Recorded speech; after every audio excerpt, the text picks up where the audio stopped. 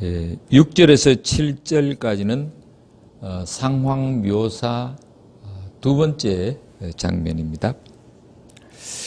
6절에 보면 매우 인상적인 단어가 나옵니다.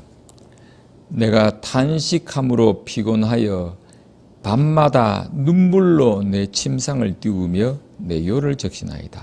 아마 시편 6편에서 가장 인상적인, 그리고 사람들이 많이 기억하는 구절이 바로 이 부분일 겁니다.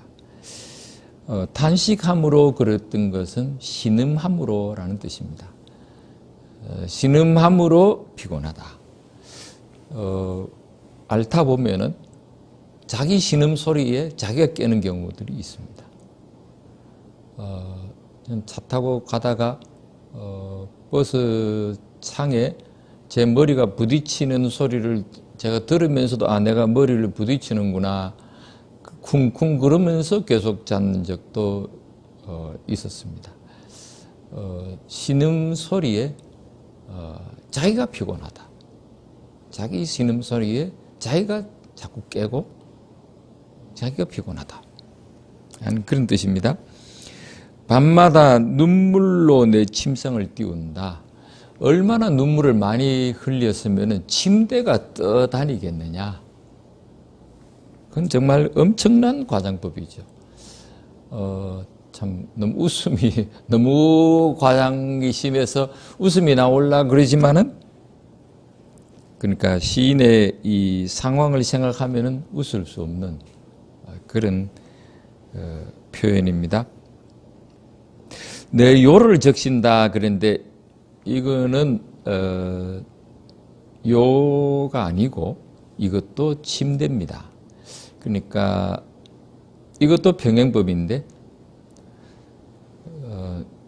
눈물로 내 침상을 띄운다, 침상을 띄운다, 또 침대를 적신다. 그런 식의 병행법입니다. 둘 다 침대라는 뜻입니다. 이스라엘 사람들, 특별히 우리가 침상이라고 번역했던 그 앞에 나오는 것은 미타라는 건데, 이건 의자 대신으로 의자로도 많이 번역될 수 있는 것입니다. 그러니까 평상같이 돼 있는데 거기에 앉아서 식사도 하고 거기서 누워 자기도 하고 그런 것이죠.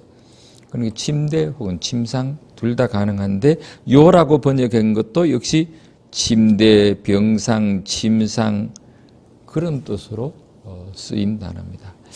결국은 자기 침대가 자기가 흘린 눈물 때문에 물이 너무 많아져 가지고 홍수가 나서 침대가 이렇게 젖어 있으면은 침대가 이 나무가 썩어 들어가듯이 그렇게 이제 젖어 들어가지고 앞으로 못 쓰게 될지도 모른다 하는 그런 식입니다. 내 눈이 근심으로 말미암아 쇠하며 내 모든 대적으로 말미암아 어두워졌나이다. 눈이 어두워졌다. 침침해졌다. 대적이라고 하는 말은 핍박자들이라는 뜻입니다. 전에도 한번 그런 설명을 했는데, 대등한 관계가 아니고 그냥 일방적으로 자기를 괴롭히고 핍박하는 사람. 이제 병들었으니까 하나님한테 버림을 받았다고 생각하고 마음 놓고 핍박하는 것입니다. 병만으로는 큰 문제가 아닌데 병에 들면은, 그러면은 사람들이 저 사람이 죄 많이 지은 것이 분명하다 그렇게 판단하고, 이때까지 잘 지내던 사람들도 공격하게 되는 거죠. 핍박하게 되는 거죠. 너 무슨 죄 지었어? 그런 식으로 이야기하고, 하나님이 공개적으로 저 사람을 지금 징계하고 있다고 생각하고 있는 것입니다. 욥도 어려움을 당하니까, 망하니까 친구들이 찾아와서 위로는 하지 않고 그리고 핍박을 하게 되는 거잖아요. 8절에서 9절은 확신일이라고 제목을 붙일 수 있습니다. 확신의 첫 번째 부분. 너희는 떠나라. 그런 말로 시작합니다. 너희는 떠나라. 악을 행하는 모든 자들아. 악하는 것은 보통 악이 아니고 해악이라고 그러는 거예요. 히브리어는 아벤이라고 하는 것인데, 악을 행하는 모든 자들이라는 표현 자체가 시편에만 나옵니다.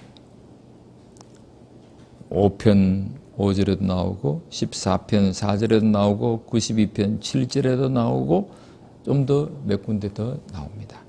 악을 행하는 모든 자들, 시편에만 나오는 것인데, 시편이 그렇게 핍박당하는 의인들의 노래니까, 시편이니까 그런 표현이 나오는 것입니다.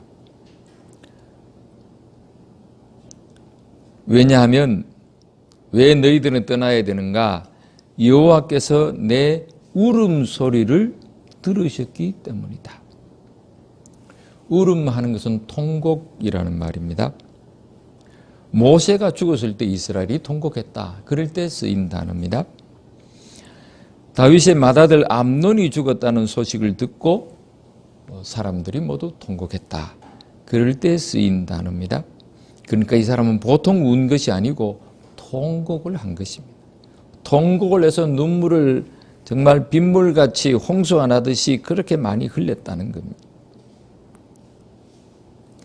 8절에서는 통곡이라 그랬죠. 9절에서는 간구, 그리고 기도, 같은 말을 다른 표현으로 이렇게 3번이나 표현하고 있습니다.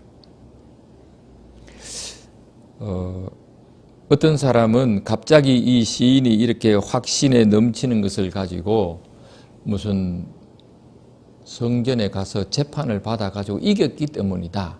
그렇게 해석하기도 하고, 좋은 실제로 변화가 생겨서 그렇다.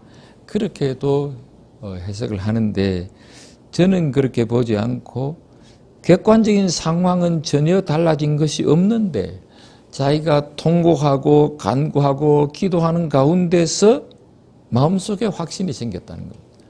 마음속에 확신이 생겨가지고 갑자기 자기를 핍박하는 사람들 보고 너희 악을 행하는 모든 자들아 다 떠나라. 오랫동안 기도하다 보면은 하나님이 우리 마음에 확신을 주시는 경우들이 많이 있습니다. 하나님이 내 기도 들으셨구나. 그런 확신이 옵니다. 어떤 경우에는 기도 오래 했는데, 기도원이 가서 오랫동안 기도했는데 확신이 없고 은혜도 되지 않고 그래서 돌아오는 경우도 있습니다.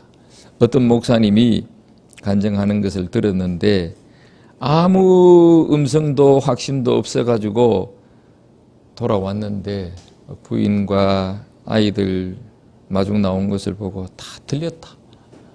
그러고 들어가서 이제 토요일이었는데 들어가서 자고 그 다음날 강단에 아무 준비도 못하고 그냥 힘없이 올라갔는데 강단에서 갑자기 하나님께서 힘 주시고 은혜 주셔서 얼마나 큰 은혜를 받았는지, 그리고 모든 교인들이 얼마나 폭포수 같은 은혜를 받았는지 모른다 하는 그런 이야기를 들은 적도 있습니다. 어쨌든지 우리들 오랫동안 간구하고 기도하고 울면은 하나님께서 어떤 방식으로든지 우리들의 기도에 응답하시는 것이 분명합니다. 10절에는 확신 2라고 할 수 있습니다. 왜 확신 1과 뭐가 다른가 하면 확신 1에는 너희들은 그러면서 2인칭으로 불렀습니다. 원수들을.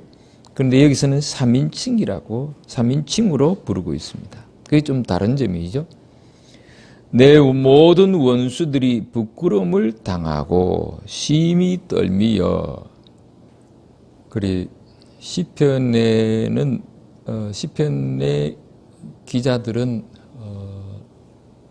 자기들이 많은 어려움을 당하지만은 자기들을 핍박하고 괴롭히는 사람들이 이가 부러진다든가 팔이 부러진다든가 뭐 그렇게 해달라고 하는 경우도 있지만은 대개의 경우는 부끄러움을 당하게 해달라고 그렇게 말합니다. 그리고 심히 떨미어 그러는 것은 심히 떨게 될 것입니다 하는 말인데, 그것은 본래 뜻은 당황하고 정신이 없어지게 해달라고. 저 사람은 이제 분명히 하나님께 벌 받아서 곧 망할 거다라고, 곧 죽을 거라고 생각하고 좋아하고 떠벌리고 또 욕하고 핍박하고 그랬는데 말짱하게 나왔단 말이죠. 나은 것 자체만으로도 그렇게 말하는 사람들한테는 한없는 수치가 되는 거죠. 제 생각으로는 그래요. 그 원수들은 아마 앞에서는 핍박자들이라 그랬는데 지금 원수라 그랬죠. 처음에는 핍박을 하다가 그 다음 나중에 원수로 변해버리는 거죠. 원수로 변했는데 왜 그 사람들한테 더 심한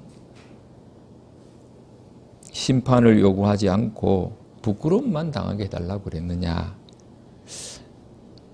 아마 제 생각으로는 그들도 같은 동료들이기 때문 아닌가 생각됩니다. 같은 제사장들이고 같은 레위인들이고 같은 성전 안에서 동료들인데 자기가 아프니까 그들이 막 핍박하고 원수까지 됐었는데 그들에게 부끄러움을 당하게만 하시고 그냥 갑자기 부끄러움을 당하고 물러가게 돌아가게만 해달라고 그렇게 간구한 것 아닌가 생각됩니다. 이 사람이 이렇게 핍박을 당하고 원수가 생긴 것을 보면은 이 사람에게 무슨 문제가 있는 것 아닌가 그렇게 생각할 수 있습니다. 그렇지만은 예수님도 원수들이 있었고 바울도 그랬고 모세도 그랬고 다윗도 그랬고 예레미야도 그랬고 다니엘도 그렇고 핍박자나 원수가 없는 의인은 없습니다. 원수가 없는 것을 자랑하는 것이 아니고 원수가 없는 것을 오히려 부끄러워해야 되는 것입니다. 또 이 시를 보면서 시편에 그런 경우들이 많지만은 원수를 사랑해야 하지 않는가? 왜 수치를 당하게 해달라고 그러느냐? 그럴지 모르지만은 그래도 시인은 매우 절제한 것입니다. 악인들이 병들게 해주십시오. 죽게 해주십시오. 벼락 맞게 해주십시오. 그런 것이 아니고 수치만 당하게 해달라고. 원수들 불쌍히 여겨주시고 원수들이 다 꿀받게 해주십시오. 그리 축복하면 더 좋지만은 최소한 원수들이 수치만 당하게 해달라는 것도 절제한 거죠. 우리는 질병에 걸릴 수 있고 어려움 당할 수 있고 그렇게 되면은 속으로 좋아하는 이웃이 생길 수 있고 사촌이 논사면 배 아프다는 말과 같이 그 반대로 사촌이 입원하게 되고 불행을 당하게 되면 오히려 아프던 배도 나을 수도 있는 것이 우리 인생들입니다. 그렇지만은 우리는 이 시인과 같이 어려움을 당했을 때에 회개하고 기도하고 부르짖고 통곡하면은 하나님께서 들어주신다 하는 것을 우리들이 이 시편 시인과 같이 고백하면서 은혜가 넘치게 되기를 바랍니다. 아멘.